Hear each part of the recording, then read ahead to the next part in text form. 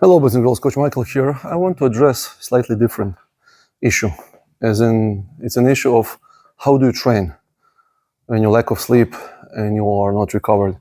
So those of you who do not know, I am currently living in Israel, and Israel for the last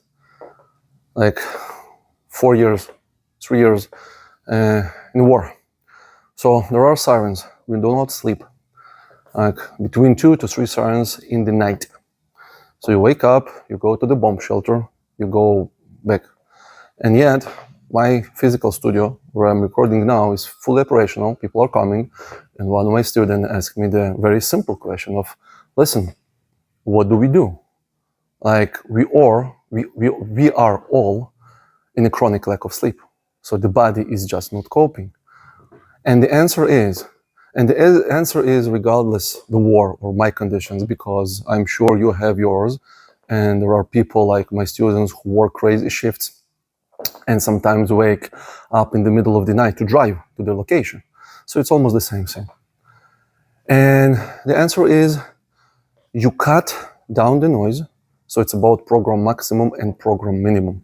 So instead of adding, I call it spices, which is accessory exercises, okay, like all the funky lifts. We do only the core work. And when I do core work, I often, in kettlebell related today, I did a 9-minute draft set. I was mixing exercises. I'll have the full video on YouTube. You can watch the exercises I've done, but I have done my volume. So the key is, I stay in my register. So if I need to do volume today, I'll try to do volume, but in a different manner. So like I cannot handle 2 arm long cycle because I'm tired. All right, I can do a draft set, but still my body is subjected to volume, to time under tension, working with the bells, working on my technique. Okay, paying attention is actually an opportunity to really pay attention and work on technical subtleties, which when everything will be over and I'll get to sleep and train as I used to, my overall work will benefit from it because I have sorted out some minor issues, and we all have, because this is for a lifetime, like it's a lifetime journey.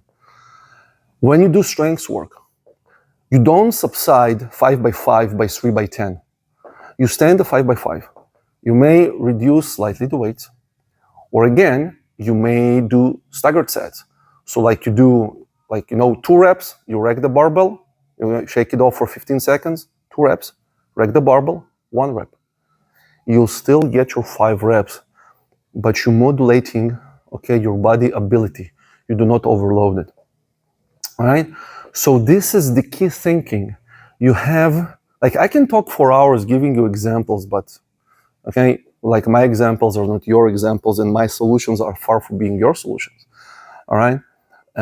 Because this is something we adopt personally, at least what I do with my students.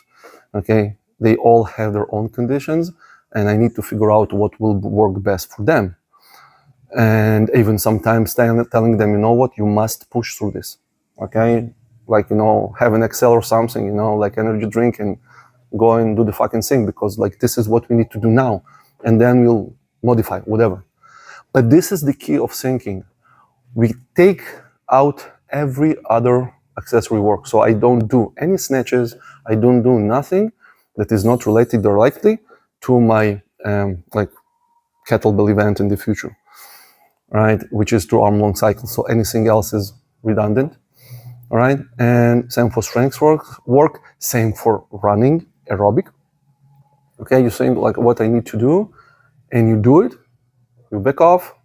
You eat well, okay, and when everything will eventually end, this too shall pass, and then it's back to normal programming.